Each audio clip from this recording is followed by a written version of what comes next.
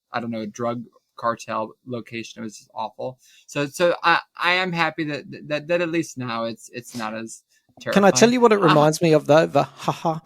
Yes. It reminds me of, I don't know if you've seen it. There's a video called Berries and Cream. Berries and Cream? No, I've never seen that. I have not ever. Are you in a place where you can watch it as we speak? Yes, Berries and Cream. Let me look it up on my computer. Watch up Berries and Cream. It only goes for 1 minute or so, I think. And I'm going to just sit in silence and let you watch it, and then you can come back. Is it a Starburst commercial? I think it is. No, because he got famous from the Berries and Cream, he did a Starburst commercial. So go back to the original Berries and Cream. Is it called Little Lad Dance? Oh, there it is. Yeah, no, it is. It's called Starburst Berries and Cream Little Lad Wants. Oh my God, what is that hair? All right, have a little watch for 1:43, and I'll come back to you. Okay, should I mute myself? No. Okay, cool. Oh, that is terrifying. Not the clapping. Haha, this is so weird. Ew. I'm getting nauseous. Oh my God, the laugh. It can't be like that. Oh my God, it can't be like that. Am I right? It is a little like that, which honestly makes me wish I could change it. Makes me wish I could get rid of it. That's hilarious. It drove me nuts when I was watching your video. Something I've heard that laugh before. I've heard that laugh. And then it wasn't finally from my came nightmares. to me. No, just for the record, you do not look anything like that man. Thank God. That was a scary creature. Thank God. No, don't call him that, poor man. Well, I would never mean to call him a scary creature, but Girlie needs a haircut for sure. For sure. Then we just had our own reaction video. Hey, in one of the comments in one of your videos, it said you make porn. Please tell me that's not true. No, I don't. So I don't make porn yet, but 137%. I will one day be doing an OnlyFans. I can't wait for that. No. Why do you want to do an OnlyFans? Is this money? Oh, can I be honest? Yes. 100%. No, I'm not a greedy cash cow, cream pie, hooker. But I have struggled for so long. And like I said, at 17, 18, I was doing so good online. I was making so much money streaming for 8 hours, 12 hours, 13 hours, 14 hours a night. Every night I would just do it nonstop. Why did that change? Is it because of the landscape or because you got older or what? Brain cancer. In what way? You can't stream as much as you did. No, I don't know what it was. Just after I moved to Las Vegas the first time and after my diagnosis, it just completely You really halted. think it's because people knew you were ill? See, I don't necessarily think that it was air quotes because of, but at the same time, I had grown my channel to like I'm pretty sure the number was like 18,000 subscribers in a year, and I have been doing it 8 years later, and I'm only at 27,000 now. So you have to think it took me 8 years to do 10,000, but it took me 1 year to do 17, 18,000. Yeah. That's so, and that's post-cancer diagnosis. I don't know what that is. Brenda falls down the escalator at the stairs. She gets 437,000 followers on Twitter, and she raises $12 million. And I'm like, girl, I literally have had my skull cut open and chunks of my body removed. What the fuck? Give me some love, please. And I'm not saying that like I expect like a special treatment because I have cancer. I don't. I just wish that God that people would let me just make them fucking laugh and smile and share positive energy and don't think, well, God, he's like fruit. He's gonna expire one day. I'm a fruit, but I'm not gonna fucking expire anytime soon. Let me make you giggle before then. Please. Yeah, but mate, if you do OnlyFans, you don't want people to be tuning in to laugh. Can I be honest? I have a big dick. I would prefer they don't laugh at my big dick. I would love that they don't laugh at it. In fact, I would make sure that they don't laugh at it. But but at the same time, I am confident enough in my appearance and the fact that I don't think I'm a disgusting slob. So who's around you looking after you? Like who do you run an idea? Let me just run something by you. Usually, if you're going to make I'm going to sound so old. Once you do porn, it's up there forever. Just in case you didn't know that. Do you have someone to run this by and say, is it a good idea? I used to. Did you know the story about what happened to my original Instagram? No. So I used to post booty pics on my Instagram shamelessly. I used to do it like every single month. Every single month I would have like 5 booty pics up my Instagram. I had probably thousands and thousands of photos on Instagram. Not all of my ass, but I don't want to be rude, mate, but that's everyone. That's my grandmother these days. Your grandma has booty pics on Instagram? I can't go onto Instagram without seeing. I don't want to see somebody's booty pic, but I will. Do you know how sick it is? My account was banned because of booty pics. I don't even know. I lost all the photos from my cancer treatment, all the photos of my cats, photos of friends, because somebody got my Instagram account with like 20,000 followers removed and banned. They're supposed to let you download the photos afterwards, but for whatever reason they never let me download any of my photos. And no explanation for it. No explanation. They wouldn't respond to me reaching out via email. I lost thousands and thousands. Do you remember going a step too far? No, I never posted like a butthole photo. I wasn't like, I didn't have like cheek spread, put to bed, you know. Oh Lord. It was never anything crazy. It just happened randomly one day. And realistically, part of me thinks it happened because I had a roommate that I was living with. It was a really, really, really air quotes popular YouTuber that I used to watch when I was growing up. And I was a part of his like online it was so creepy. His online boyfriend competition. And I won. Can I just? There was so much in that sentence. There's so much. You moved in with someone who was a very popular. You were his roommate. Yeah. And you think there was a jealousy, a rivalry, or something? I don't know if there was a jealousy. I honestly think there was just like he's a demented person. So this person, when I was 18 years old, he was doing like a boyfriend competition called My Gay Online Boyfriend, and I was like, well, My Gay Online Boyfriend, so weird. It is so gross. Oh my God. Ladies and gentlemen, I am losing direction, but I'm trying to follow. Keep going. It's so scary. So I joined this boyfriend competition. All these videos are still online. They are honestly very funny. I won by 89% of the vote as I silently clap for myself. But I had done this boyfriend competition, and I had met up with him, found out he was a terrible, awful, godforsaken person. But then years later, he said, "Hey, are you in Vegas? I'm thinking about moving there, and I'm looking for a roommate." And I said, "I'm not actually in Vegas. I'm back in Ohio, but I'm trying to get back to Vegas." And he told me, "Well, if you're trying to get back to Vegas, is it crazy if I say like that I could drive us there if you'd want to stay with me?" And I said, "Stay with you? Oh my God, that would be the coolest thing in the world. Get me out of this cornfield." And he offered to drive me. We drove from Ohio to Las Vegas, which was like a 40-hour drive. Crazy, exhausting, insane thing. Living with him was a god-awful thing. He would blast Mariah Carey at like 5 a.m. But didn't you ask him before you moved in, do you like Mariah Carey? That's just a standard, isn't it? So I knew that he was obsessed with Mariah Carey, but I didn't think that like he would like play music like and blast it into the fucking night. I would have moved out. Well, I couldn't because I didn't have anywhere else to go. Dude was crazy, and then like randomly he just up and moves to Florida, and because he just up and moved to Florida, and I was like, well, fuck, where am I gonna go? So, but fortunately, I had a friend that helped me get an apartment. Her son had a girlfriend, and she was like, well, fuck it, the girlfriends are always over here. Why don't you just come stay at the girlfriend's place, pay what she pays for rent, which was at the time, I think it was like $500 or something, because back when Vegas was cheap. And I was staying in my friend's daughter's, her ex-daughter-in-law, because her son's not dating her anymore. I was staying in her apartment, and oh my God, the girl had more cats that the whole place smelled like cat piss. I never have ever evacuated a building more in my life. I said, I'm sorry. How long did you stay there for? I was not even there a month. Wow. It was the stench. I love cats. And I hope you don't Cats mind are me my favorite saying creature. this, Madam Roast Beef, but that might have been the first time you've been so up close and personal with pussy in your life. No. I love pussy. I love cats. I think they're the sweetest creatures in the world. But clean your fucking cat's litter box, you stupid bitch. Oh my god.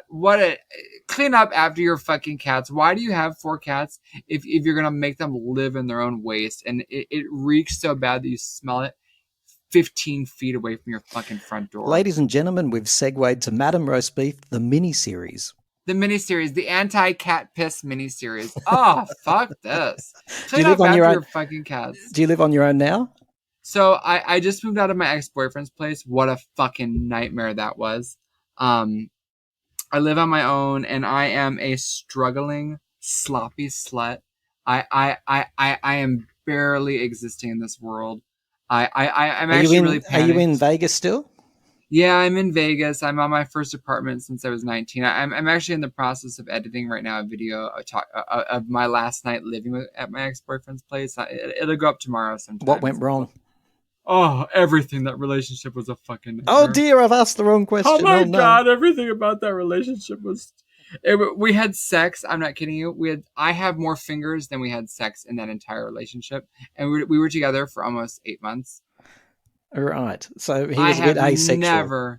I don't know what... I don't think he was asexual. I'm just not a slopobotomist. I'm not a slopobotomist, and he, I guess, also is a top or something. I don't know. And let's just say it was just incompatible. And the only times we would have sex, we would only have sex when I was just like, please, I'm fucking lonely. Just fuck me. I guess I'll bottom, please. And then we would have sex, and it's just like, ew. Why was I in that relationship? I co-signed on his car. I don't know why. I'm not a sloppy bottom. I want to have sex with someone like 5 times a day, but I want it to at least be mutual. If I'm gonna bottom, you bottom. If you're gonna bottom, I'm gonna bottom. And it was not that. I'm telling you what, this has been quite the education for me, Madam Roast Beef. It's just so creepy to me. I like what the fuck is this adventure where I just had to be a slopobotomist and I don't even get any booty in return? Ew. But listen, you're in your own. You're the king of your domain now, or the queen, whatever you want to be. The queen, the conqueress. Isn't but, that good, or is it the loneliness that's getting to? Can I be honest? It's so lonely, and I'm not supposed to lift over 50 pounds, so I really have not done much unpacking, which is so fucking stressful. And it's getting to the point where I'm just like, I'm fucking exhausted all the time. Yeah. And I'm so stressed because I have so many vinyl records. As you know, more vinyl records than God could even imagine. Yeah. I love my record collection, but I have not been able to go through it. I have not been able to sort it. I've just been so stressed. Well, don't be stressed. You've got time. You can take your time. You can go at your own pace. Everything's okay. I guess. Everything's okay. I'm just like, they're going to be dusty by the time I get to it. That's the aggravating part. Well, I hope you've enjoyed chatting to me, Madam Roast Beef. Absolutely. Thank you for having me on here. It was very fun. And most importantly, we got to talk about the living legend, Kylie motherfucking Minogue. Well, I think we did somewhere in the middle, yes. Somewhere along this wild ride, right?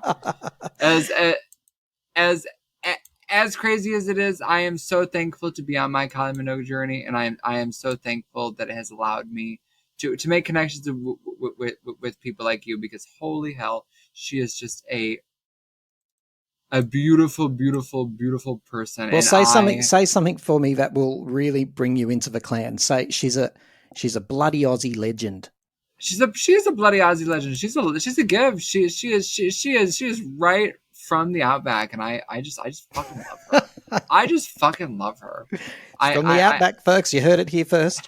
From the Outback. I absolutely hope that's not like an offensive thing. I don't know how to properly word Not at that. all. In fact, you can go and look up an ad she did just before COVID for Australia, and you can see her in the Outback. She was right there at Uluru. Absolutely. Hopping around with kangaroos. That's hilarious. Yeah, exactly. That's adorable. You're a very, very lovely person. You're on an exciting journey, and I have loved talking to you. I love talking with you as well, my dear. Thank you very much. And like I said, many more weeks to come. Many more to come.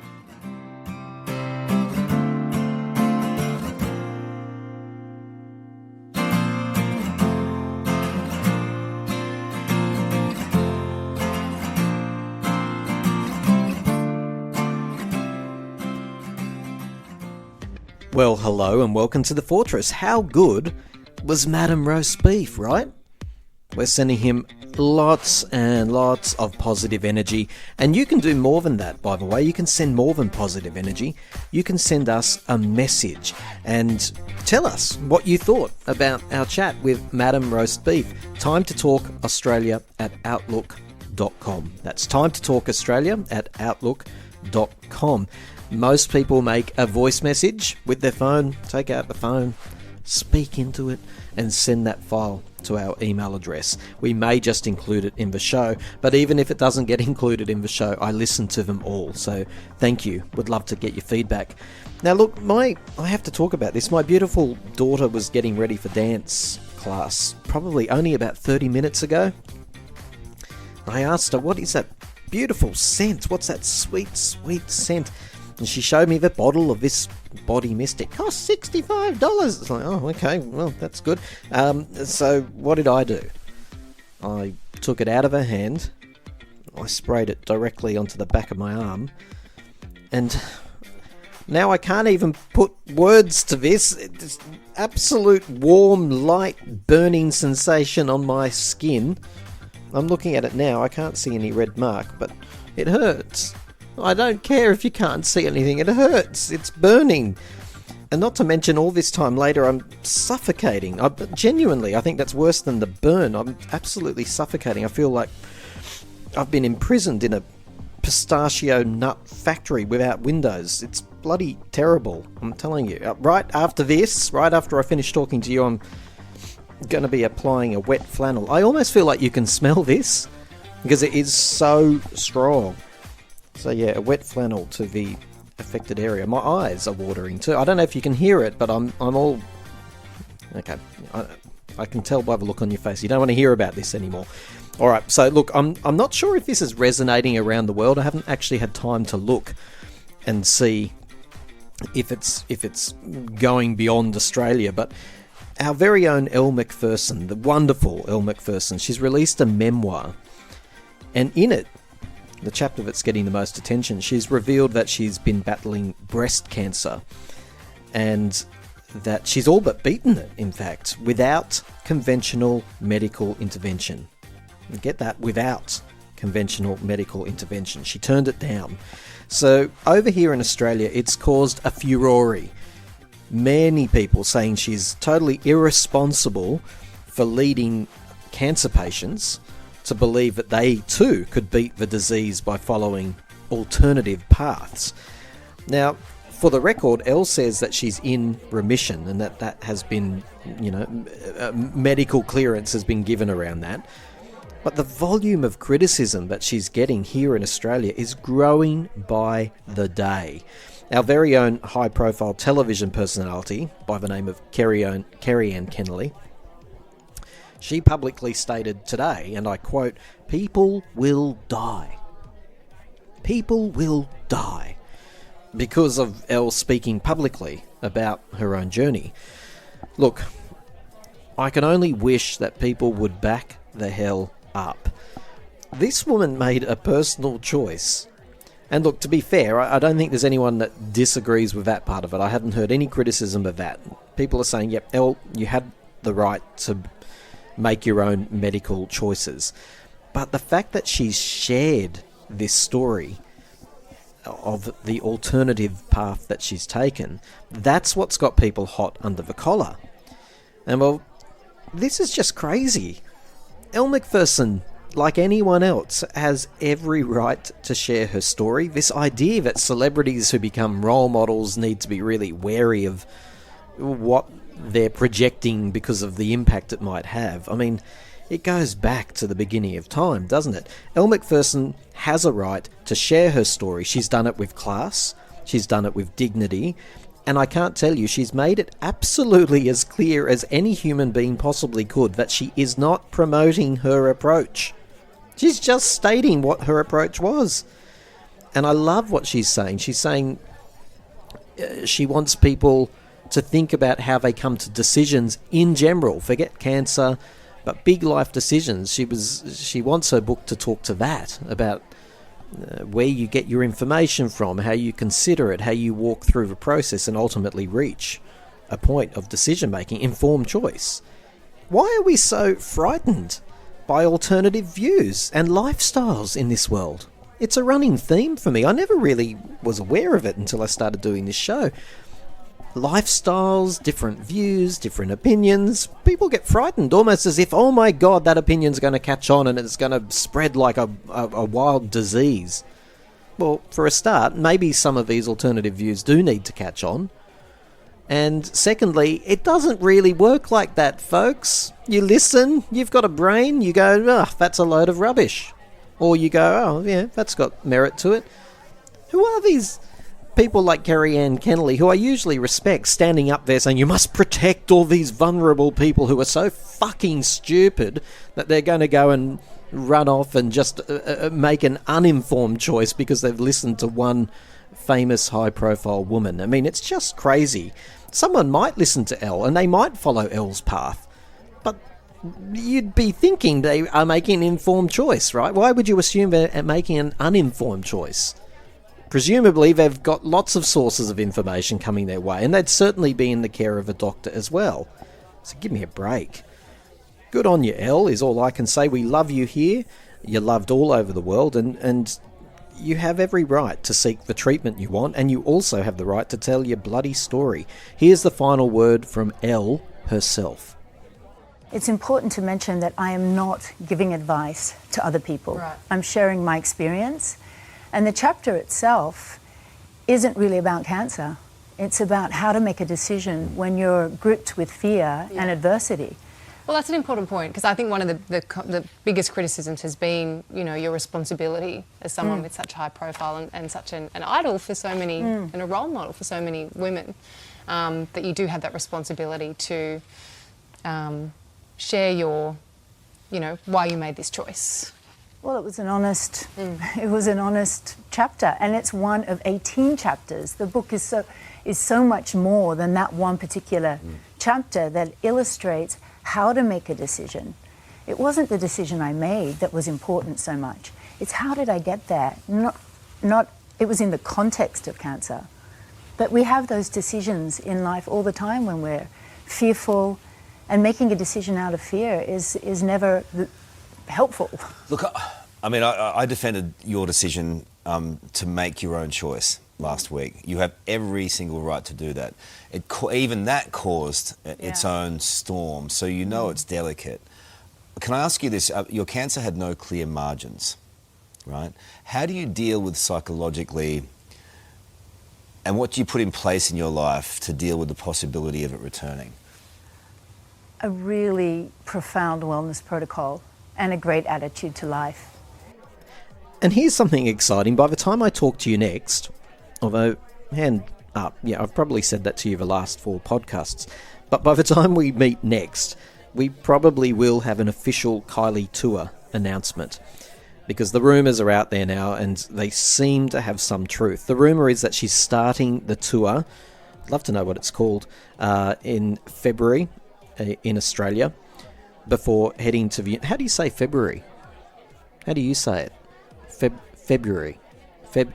Oh no, I've done it now. Once you start overthinking, you can't do it. This happens when talking is part of your world. February. The rumour is she's starting in February in Australia before heading to the United States, and then over to the UK, which, by the way, if you've been a part of Kylie's life for the longest time like me, it doesn't usually work like that.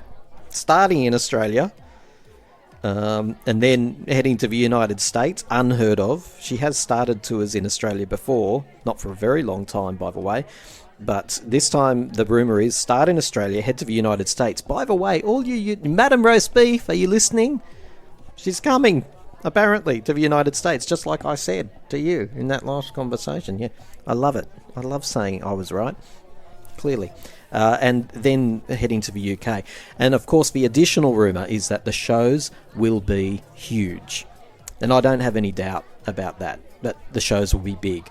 A big budget tour like Kylie of old is definitely what's in order. And in my opinion, the timing couldn't be more right. for that. It couldn't be more perfect off the back of tension and Padam and where Kylie is in her career at the moment. So come on, Kylie, break the tension, release for dates, release for tickets, and I'll see you very soon in Sydney in February. And look, just briefly, I have to acknowledge all the feedback about Peter Boykin, who was featured in our last podcast. He was talking about Donald Trump, trans people, gun ownership. It was a very political discussion. Peter is a member of the Republican Party. He's stood for office at various times. He's all over social media. You can look him up. Peter, mate, if you're listening, the feedback isn't great. I literally received only one positive piece of feedback, and that was from somebody who knows you and is part of your group. Your views about trans people, about gun ownership, overwhelmingly, the mail and the texts and the whatnot, have described you as any number of adjectives, none of them good. The only other type of feedback I got was that apparently I was rather hard on Peter. Some of you were saying that there was a great thing. Others have given me some food for thought, and I thank you for that, about how I approached it all. But look, I'm happy to admit that Peter did trigger me a little bit. I didn't know what I was walking into. I didn't know his views, because I like to do that, have a fresh conversation with someone. And yeah, I was pressed in that conversation. I wouldn't be surprised if it came through, because his views just didn't appear consistent to me, is my recollection. I have not listened to it back, but I do recall, as I sit here now, that in the moment, I just felt like he was flipping and flopping all over the place. And I could be wrong. When I listen back, I might be totally wrong about that. But at the time, I remember thinking, particularly around trans people, he had one view which was very strong and controversial, and okay, yep, Tim will usually say, that's good, I'm happy to hear an alternative view. But then it would change. That's how it felt to me. I will eventually listen to that one back and see if my in the moment is the same as what was actually happening. I find it very hard to respect when someone flips and flops, because then I start to question why they're saying it. Why are they saying it? If someone flips and flops all over the place, it usually means one of two things: that they just want to find that agreeable moment with whoever they're talking to. Okay, they'll move themselves over so that they're agreeable with the person they're communicating with. I don't believe that's what was going on with Peter. The other alternative is often attention. Maybe that was happening with Peter, I thought at the time. So I will go back and listen to it. If you haven't heard it, you can go back and listen to it, but here's a snippet for the time being. Are you saying that there are concerns about a transgendered person spending too much time on their appearance while they're meant to be defending the country? Is that what I heard you say? I mean, and the fact that a lot of trans people have to take medication and things like that. It comes down to, and I don't want to really say, because it comes down to, because people will say, well, homosexuality was considered a mental disease and stuff. And I'm not trying to say transsexual is a mental disease, that you're crazy. But when it comes down to transgenders, a lot of it has to do with basically an extreme anxiety, which is what gender dysphoria, that you believe you were born in the wrong body. You were also quoted, Peter, as saying that trans soldiers might snap and turn their weapons on their fellow soldiers. That's a possibility when you're talking about hormones and but that would have to be if they're still taking hormones and testosterone. And to me, again, if you're serving in the military, the problem is if you're continuing to take your hormones, your estrogen, your things like that will cause you to have issues. Yes, they can cause people to snap. So that was Peter in the episode which is called Are Gays for Trump? That's the name of the episode you want to look for. And Peter Boykin, as I say, can be found all over social media platforms. Please be kind to him. Peter has absolutely some wild views, but he's entitled to them. Okay, he's entitled to them. He's still entitled to respect, even if you don't happen to agree with what he has to say. So let's keep plodding on. You are in the fortress of pop culture. I just woke up from a dream where you and I had to say goodbye. And I don't know what it all means, but since I survived I realized wherever you go, that's where I'll follow. Nobody's promised tomorrow, so I'ma love you every night like it's the last night, like it's the last night. If the world was ending, I'd wanna be next to you. If the party was over and our time on earth was through, I'd wanna hold you just for a while and die with a smile. If the world was ending, I'd wanna be next to you. Ooh, oh,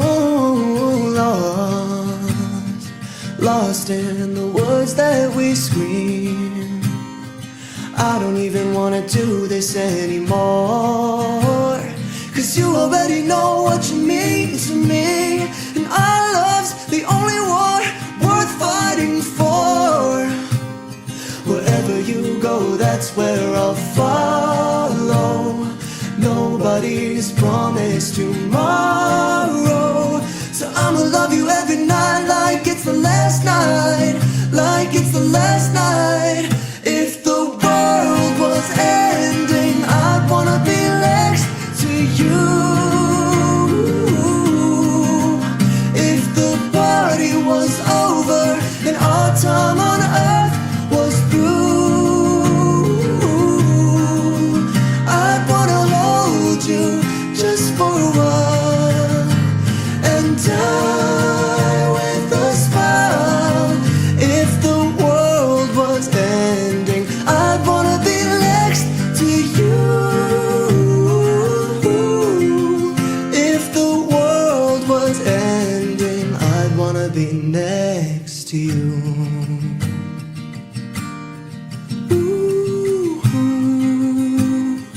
I'd wanna be next to you.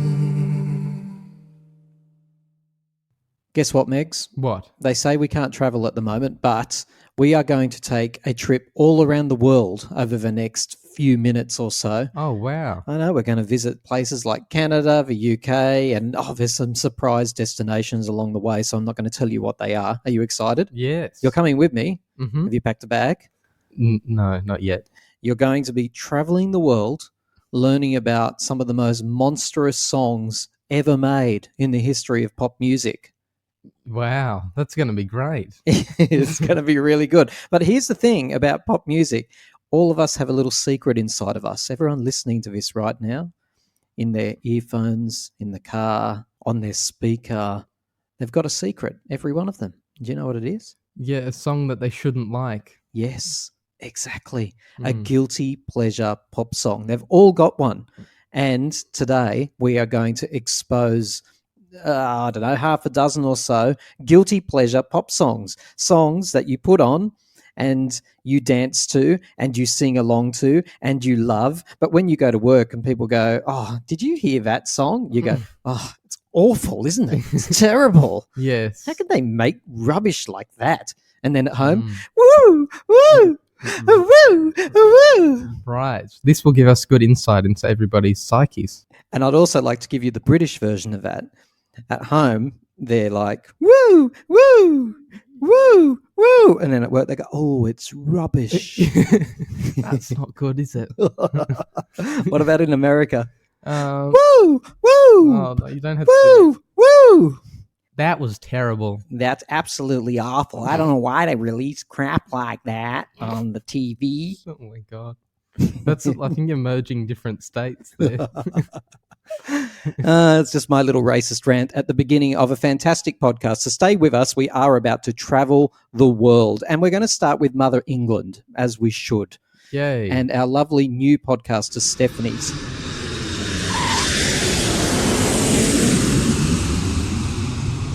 Hello everyone, my name's Stephanie Lee. I sing metalcore cleans and I'm from Blackpool. I'd say my favourite novelty song has got to be Your Disco Needs You by Kylie Minogue. The reason why it is my novelty song is because it gets everyone going, and you'd go into a gay bar and that'd be playing and you'd just be like, oh, this is so amazing. I want to get on the dance floor. Obviously, I'm pansexual as well, so I feel like that song's been written for the gays. Do you know what I mean? So that's really nice. And it's a feel-good song as well, so it makes you feel amazing, and you get up on the dance floor and you're just like, wow, I feel so good. And to be honest, that song makes my day so much better. And the fact that it's a cheesy pop song, and I love it when she sings it live because it's just so incredible. And the high notes at the end, woo, they're amazing. So I absolutely love it. Yeah, that's about it, really. Didn't she do a great job? That's Stephanie from the UK. She was talking about one of our favourites, Kylie Minogue. Yes. And that song was actually written by Robbie Williams, which explains why it is absolutely so camp and so ridiculous. The lyrics of Your Disco Needs You are insanely stupid. So I understand why Stephanie chose that as a guilty pop song. I don't think you should ever be guilty listening to any Kylie pop song, except for probably Go Hard or Go Home. Yes. You should feel guilty if you enjoy that. In fact, you should you should be locked up if you like that song. You really hate that one, yeah. Now, Megs, you've got your own guilty pleasure that you are about to unburden yourself. What's your guilty pleasure? Well, when I was younger, I used to have my iPod, and so I downloaded a bunch of very crap music, to be honest, just because I could, and I was very happy and excited that I could. And so one of them that I really liked was called Drive by Train. On the other side of the street I knew stood a girl that looked like you. I guess that's deja vu, but I thought this can't be true, cause you moved to West LA or New York or San Oh goodness, tell us about this one. It's just, I think it reminds me of my childhood, and I like the chorus, and it resonates with me for some unknown reason. Well, let's have a little bit more of a listen, shall we?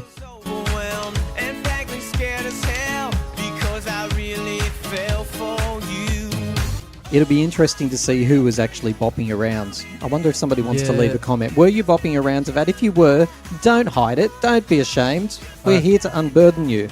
Are you ready to fly to Sweden? Yeah, let's do it. Okay, we're going to fly to Sweden with our fantastic podcaster, Henrik.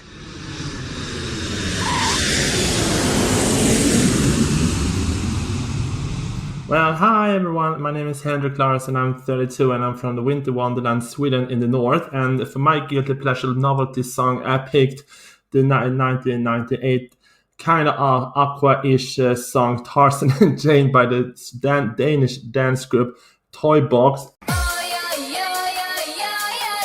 Deep in the jungle, in the land of adventure. And this is so kitschy coochie guilty pleasure songs because you have the Aqua Bar. I mean, I have said this is very Aqua Barbie Girl song. It's upbeat, kitschy, cooey, fun. You have the kind of sexual lyrics in there because it's about Tarzan and Jane's sensual passion, romance in the jungle.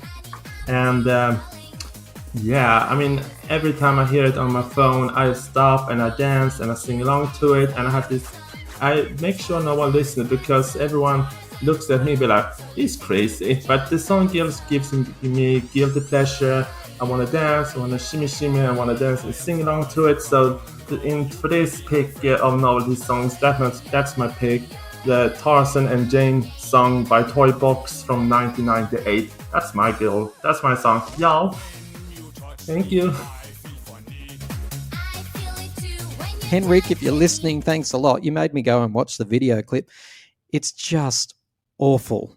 It's just this man with no shirt dressed as Tarzan, grinning into the camera the whole time with a girl sort of slithering her way over his oiled up body. Oh, right. Yeah. Okay. And the odd monkey jumping around for, to make sure we knew it was a jungle. Yeah. Well, when I heard it, it did remind me of like a children's movie sort of thing. And I always used to love Tarzan, so I wish they wouldn't ruin it like that.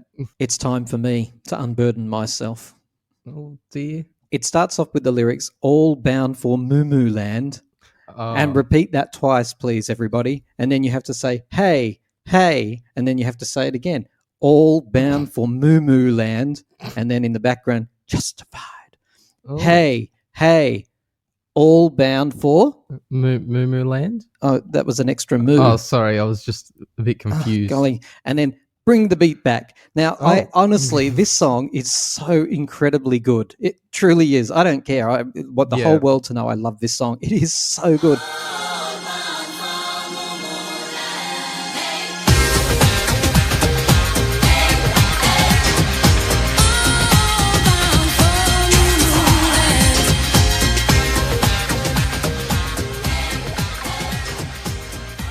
I played it on repeat till the disc almost broke when I was a kid. Wow. But to this day, Megs, I do not know what this song is about. Someone's definitely going to correct me that they were trying to create like their own nation or land. Right. And Moo Moo Land was the land. And there were these little characters, and they have a name. I can't remember what it was. These characters, if you watch the video clip, they're tiny little, like Oompa Loompas almost, and they're running around. But listen to some of this. And they get Tammy Wynette. You wouldn't know, would you? No. Okay, one of the most famous country singers of all time. Oh, okay. She's dead now. Oh, yes. But before she died, well, I presume it was before she died, she recorded the vocals for this track. So it was quite this incredible synergy of like Tammy Wynette with KLF, Moo Moo Land, little Oompa Loompas running around. Maybe they were establishing like a Rhythm Nation type thing. Exactly, it might have been something like that. But get some of these lyrics right, because I really, to this day, don't understand. Tammy Wynette singing this. They're justified in their ancient and they like to roam the land. I assume she's talking about the Oompa Loompas. And then you go, just roll it from the top. They're justified in their ancient. I hope you understand. And at this stage, every time I've listened to it, I'm thinking, I don't, but I love it. They called me up in Tennessee. That's where she's from. They said, Tammy, stand by the jams. Stand by the jams. And Tammy was like, wow, okay. But if you don't like what they're going to do, you better not stop them because they're coming through. Now, you don't know what it's about, but honestly, I know I'm raving, but it gets even better. In verse 2, we find out that these things that we haven't identified yet, Oompa Loompas, they're justified in their ancient, we already know that, but they drive an ice cream van. They're justified in their ancient with still no master plan. The last train left an hour ago, they were singing, all aboard, all bound for Moo Moo Land. Then someone started screaming, turn up the strobe. Don't. So we've got an ice cream truck, we've got a train, we've got that they don't have a good enough plan. So this is amazing. Have a quick listen.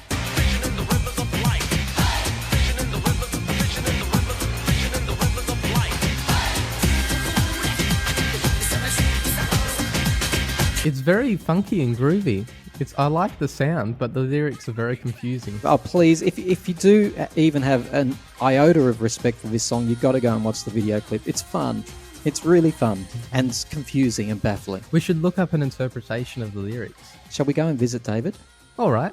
Okay, hop on the plane with me. But this has been too many trips. I'm feeling a bit jet lagged. Well, here's a brown paper bag. Shut up, get on the plane. All right.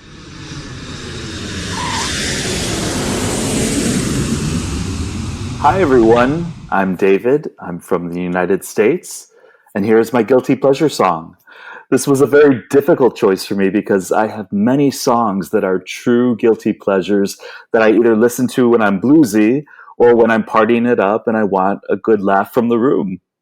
My choice goes way back to 1978 and is Hot Gossip featuring Sarah Brightman, I Lost My Heart to a Starship Trooper.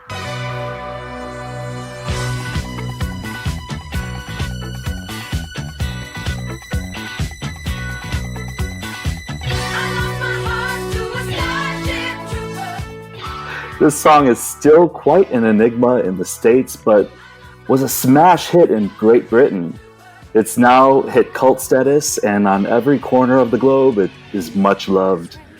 I've always been a big Star Wars fan, so when a friend introduced me to this years ago, I was floored. From the intergalactic lyrics to the interstellar disco groove, Ms. Brightman and her friends partake what it's like to find love way out in another galaxy. Can Sarah win over Captain Strange's heart after being dumped by studs like Flash Gordon and Darth Vader? Will she be able to convince him that they can take over the Galactic Empire together? The video equals the song in sheer greatness, and the camp factor is off the charts.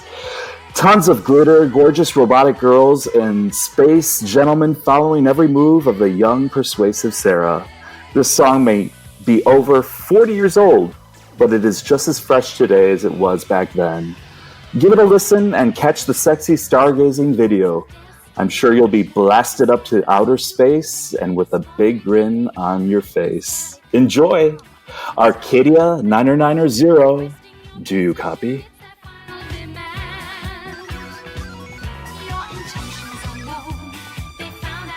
I honestly don't know that song, but I love it. I've Really? never heard it. No. And David would be horrified. He'd be going, how have you never heard this song? Had you? No.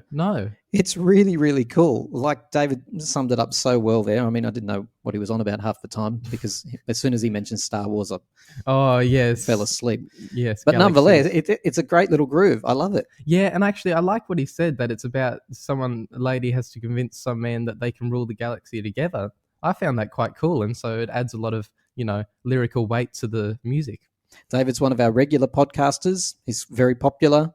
He's the voice of sanity sometimes, but then at the opposite end of the extreme, he's not. Yes, and he's got a very good sense of humor. He's our biggest laugher. Because you were feeling nauseous before, we're not going to fly too far this time, okay? This is only a half an hour trip. Yeah. Is it okay? Yeah. We've got to go and visit Keaton. He's All just right. up the road from David. Okay. All right.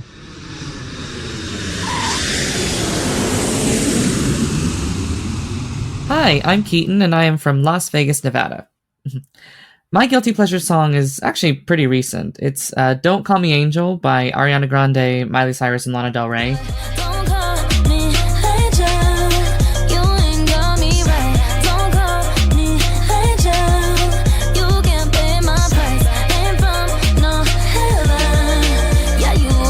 It was the lead single off of the soundtrack for the 2019 Charlie's Angels reboot, and I absolutely love it.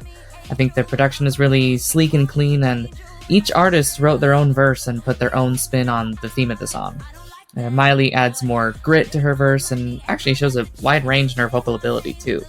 And Ariana adds her signature light and floaty air of sexiness to the track, And Lana takes the bridge at a halftime speed, more her flow, and, just seduces you with her hypnotic vocals and cadence. I think it's a well done track, but I just see so much hate on it from critics and other people on Twitter or other social media for it being like underwhelming or too generic, I guess. But I mean, it's not supposed to be, like Rhapsody in Blue or something like that. But I think it's a fun and catchy song that showcases all of the singer's strengths. So I adore it. I think it's really good.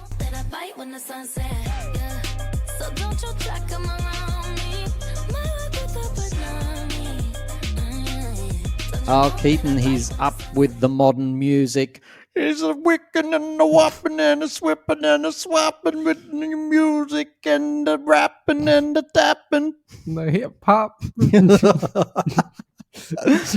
Don't Call Me Angel is a hideous, horrible song. Oh. So Keaton, yeah, you should feel guilty for liking that. But it was used on the Charlie's Angels movie. Well, that was a hideous, horrible movie. Don't be so rude. Good on you, Keaton. You're a fantastic new podcaster. We love having you as part of our channel. But yes, do never admit that again, by the way. Hey, should we take a complete U-turn? Oh, okay. You're feeling all right now? You've had a bit of ginger? Yeah, I am feeling a bit better because the last trip wasn't so big. We're heading back to the UK for Mr. Lee. Oh, yes. Let's head over.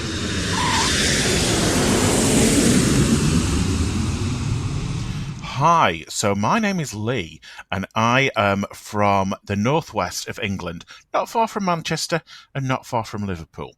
So, my guilty pleasure, although I'm not overly keen on the word guilty because it kind of insinuates that something is wrong, but, it is what it is.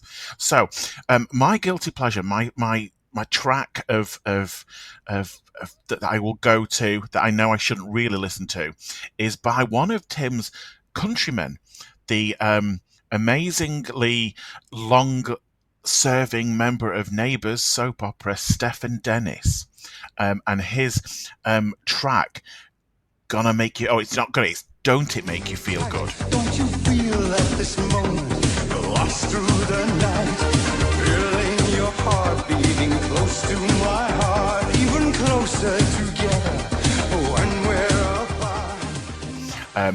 Which in the UK reached number 16 in the singles charts in 1989. Now this song is everything. It is poppy with a little bit of rock in it. There's an awful video with him moodily walking around a warehouse with shop dummies with cloth over them. He's wearing a leather jacket. He's channeling his inner Elvis. He is giving us some real mood. The chorus, "Gonna make you feel good, dun, dun," is just awesome. I love it. It was his only hit in the UK. I think it was his only hit anywhere.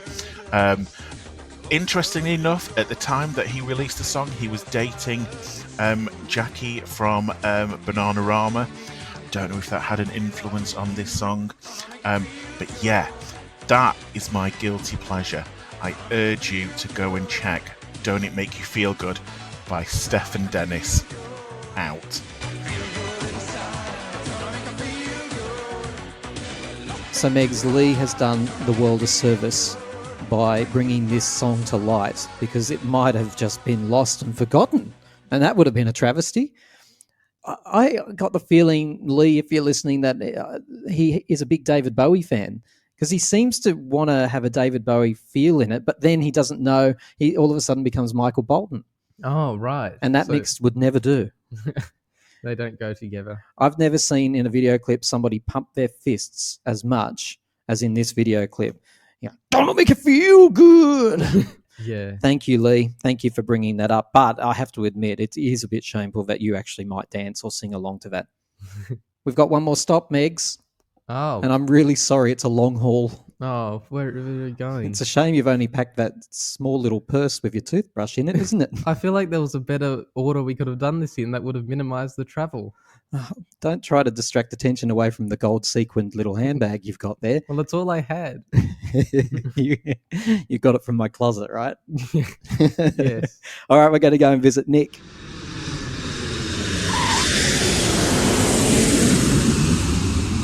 Hello, my name is Nick. I am from Canada. And my guilty pleasure song is "What Is Love" by Hathaway. What is love? Baby, don't hurt me. Don't hurt me no more. Baby, don't hurt me. Don't hurt me. I think it's a good 90s bop, and I love dancing to it when clubs were open. I liked dancing to it in the casino.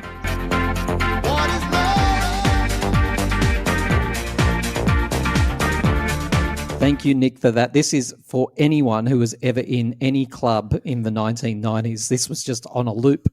What is love? Yeah, I know this song very well, actually.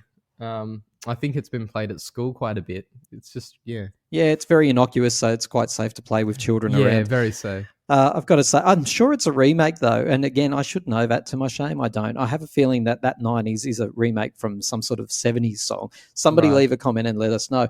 And not to mention, please do leave a comment with your own guilty pleasure song. We said at the top, every person has a secret. They have a song that they like, and then they go to work and they go, oh, it's rubbish. But that will never cease amusing us, will it? No. It's funny. But please leave a comment. We want to know what your guilty song is. And we're going to take you out with one last travesty. Thank you for listening to the Time to Talk show.